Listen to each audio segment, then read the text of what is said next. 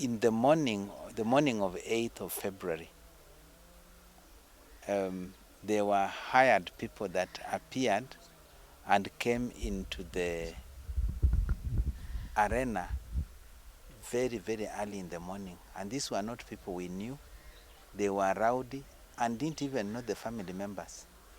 They had their agenda set to sit on the VIP seats and ensure that they were all occupied.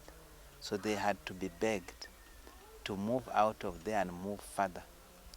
Now, by 10:30, the entire arena was full of people that we didn't know. And the service started very well. It was peaceful until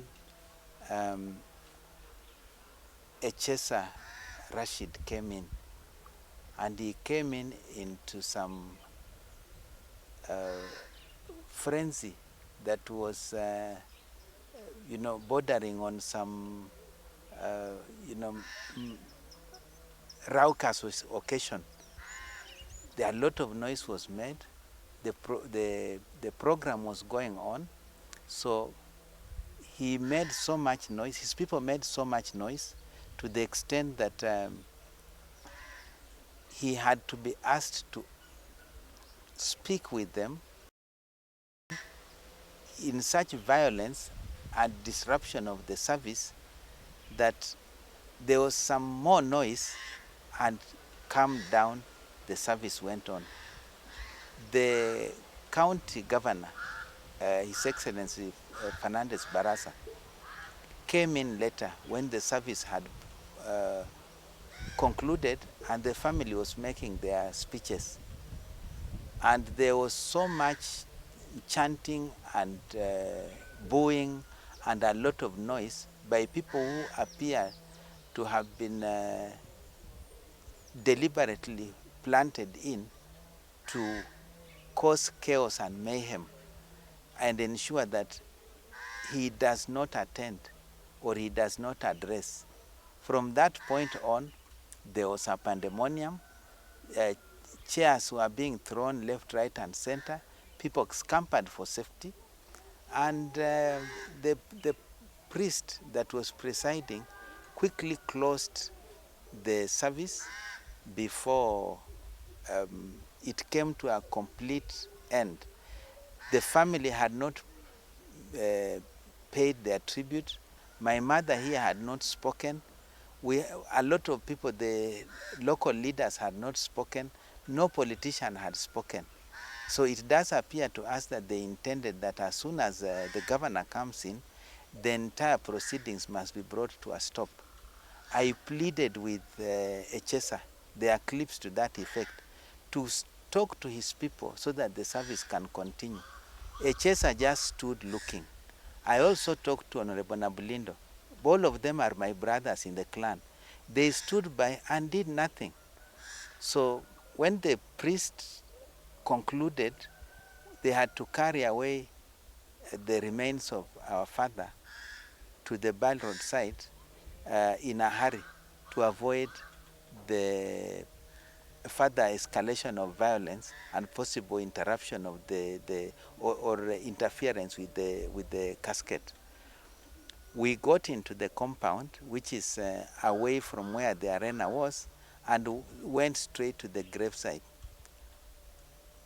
Rashid Echesa and Nabulindo never followed us up there, meaning that they did not have any intention to come for that burial.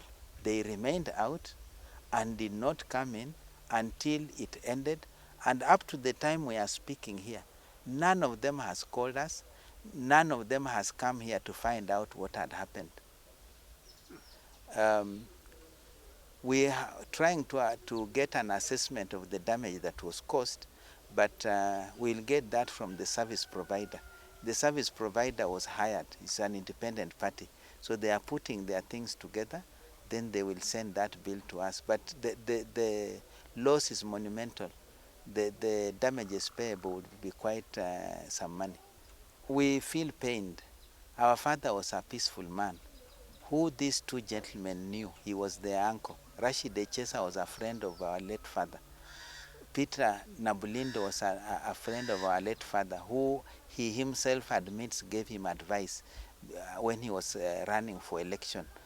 And for them to come and disrupt his funeral is totally unfortunate. It's totally unfortunate. We don't know which explanation can be given for that. Before the politicians came in, it was calm. It was totally calm. There was no trouble with anybody. The service went on very well. Trouble started when Echesa first came in, and then Nabulindo followed, and finally when the governor came in. So you feel that the politicians are the one who caused all this? This was caused by the politicians, not the governor.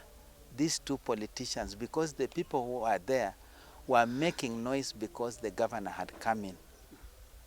And I told you that they continued pelting stones inside the compound when we were conducting the final rites at the graveside.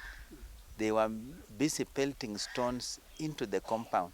So I don't expect that the governor's people would cause trouble and then be stoning us and stoning the governor who was inside the compound. Mimi kama bibi wa marehemu pia nilihuzunika. Nilihuzunika kwa kitendo ambacho tulipitia. Ilituweka kwa changamoto nyingi sana. Hata tukakosa mwelekeo ya kila kitu. Kusema ya kwamba tutakuwa tena na siku ingine ya kufanya ibada, haitakuwa jinsi tulivyokuwa tumepanga. Kwa sababu marafiki zetu walikuwa wamekuja, watu wa ukoo walikuwa wamekuja kwa wingi, na hata tukifanya ibada ingine, nafikiria haitafika kiwango chenye tulikuwa tumefikia. Tutakuwa tuna ibada ingine maybe after 40 days, kulingana na vile Wakristo huwa tunafanya. Tutaitana kama familia, marafiki wachache tu, na tufanye kumbukumbu la mzee. Ninaishi kwa hofu. Sijui nini itatendeka next. Because niko kule naomboleza mzee, na watu huku wanapiga gate. Gate ilifunguliwa na watu wakaingia. Walipoingia, wale raid compound. The catering teams we had here too. Wengi wakaingia ndani wakapora chakula, ndio caterers pia wakafunga the service. Walipofunga service, tena wakaenda nyuma ya jikoni yangu. Wakavamia huko. Wengi wakakambia na masahani, kwenda nazo mpaka huko chini. Hizo sahani tulipohesabu zenye nilikuwa nazo jikoni kwangu, nilipata sahani nyingi zimepotea. Hata caterer wa backup mwenye tulikuwa naye ameenda bila sahani zake nyingi. Security ilikuwa hapa ndio kwa gate, but gari la police, vile hii kisa kilitendeka, walitoka huko na gari lao, wakafunguliwa gate, na ndiposa tena watu wengi wakaingia sana. Because the security yenye ilikuwa kwa gate, haikuwa na cushioning items. Watu wa rungu.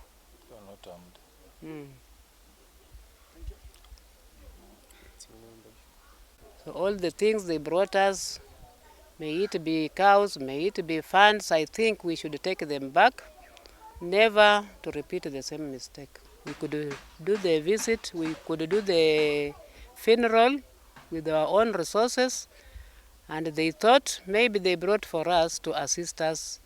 It was not for assistance, it was a way opening for destruction of items in our home.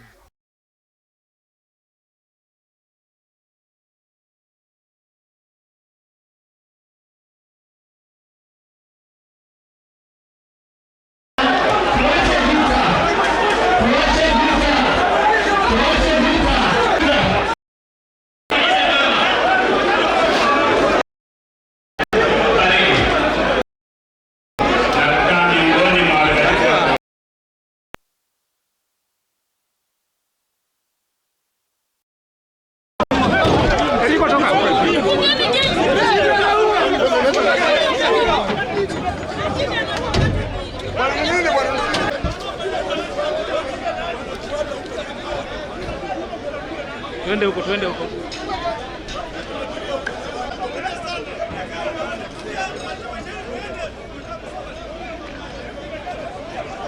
Twende, twende, twende.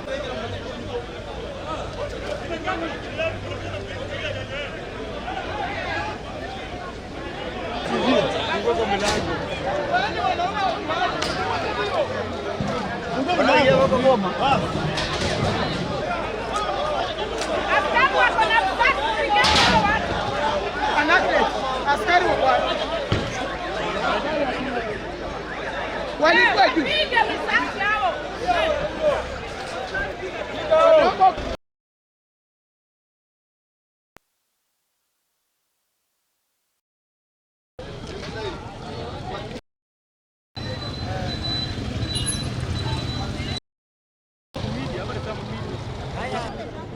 Hey,